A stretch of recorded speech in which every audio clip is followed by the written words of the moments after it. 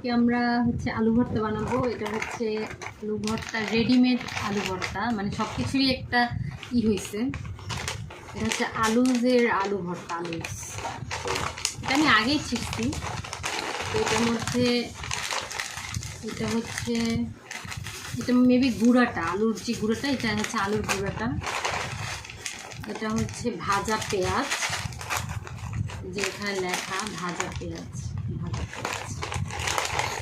এটা হচ্ছে সল্ট, এটা হচ্ছে ভাজা মরিচ, এখানে হচ্ছে সর্ষের তেল, এখানে একটা গ্লাভস আছে, হচ্ছে 150 ml হচ্ছে পানির একটাই আছে। এটা হচ্ছে পরিমাপ দিয়ে। তো এখন আমরা এটাকে বানাই যে কেমন আসলে কেমন খাইতে। গ্লাভসটা পরে নিই। খাইতে কেমন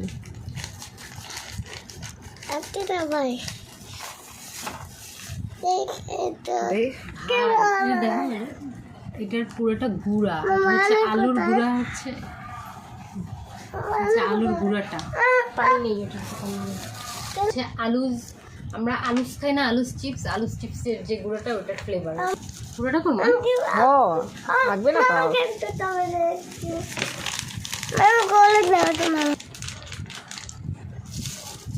হচ্ছে পানি পানি ভাজা পেঁয়াজ, এটা হচ্ছে ভাজা পেঁয়াজ,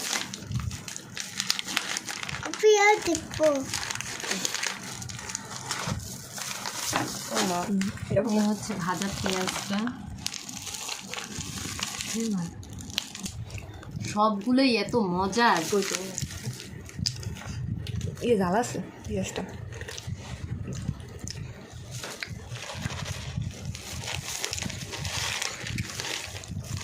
অনেক ক্রিস্পি। মূলত আমি হচ্ছে একটু ভর্তা করলে বেরেস্তা, মানে বেরেস্তা পেঁয়াজ অনেক পছন্দ। তো এইটা সেম ওই রকম। এটা হচ্ছে ভাজা মরিচ,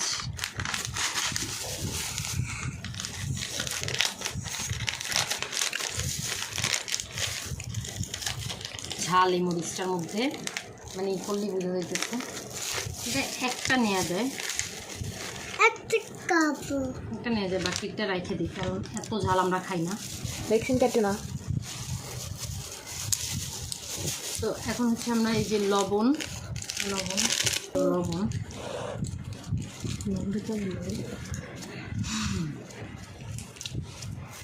লবণটা একটু অল্প দিলাম, পরে দিব আবার।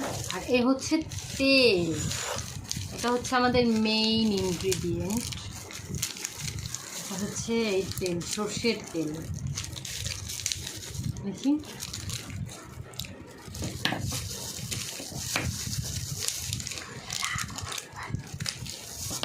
তেল অনেক এটা আবার পরে দিব, কারণ হচ্ছে তেল তো ধরো মাখার পর দিতে হয় না। পানি, আর পানি হচ্ছে এটার মধ্যে নিয়ে তারপর দিতে হবে। এখন ময়দা টাইপ